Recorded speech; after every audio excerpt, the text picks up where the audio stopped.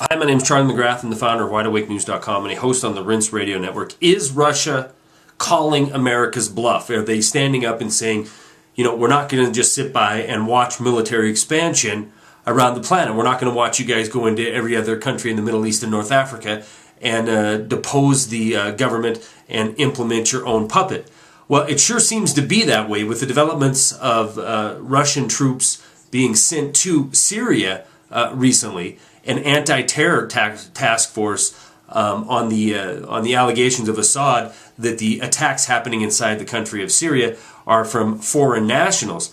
So we have Russia showing up in Syria saying, you know what, we're going to send troops to combat this foreign terrorist threat. Now we have today Russia issuing statements that if Iran is attacked by the United States or Israel, they would have no choice but to develop nuclear weapons. And for our part here in the West, we see the State Department giving a pass to 11 countries because they did what they were supposed to do, like good little boys and girl puppet states, by obeying these sanctions against Iran and cutting their amount of imported oil from the country of Iran.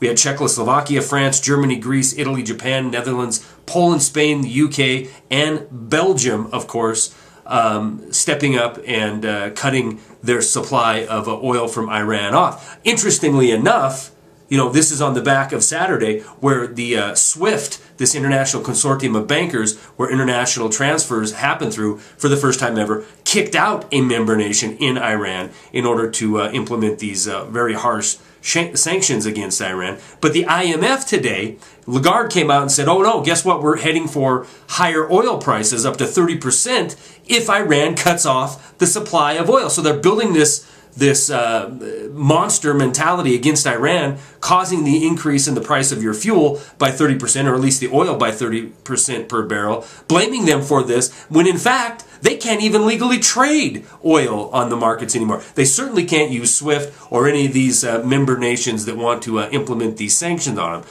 So we see Iran being forced into a position where, you know, they're damned if they do and they're damned if they don't. We see Russia coming to the forefront saying, you know what, enough is enough, after seeing what happened in Tunisia, Egypt, Libya, and the list goes on, Iraq, Afghanistan. They are saying, you know what, this is enough. We're going to put our people here, so you have to at least answer for what you are doing, what you are trying to do, which is implement some kind of coup in these countries so we can end up with what we have ended up with, which is a destabilized Middle East and North Africa. Stories are attached. That's all I got.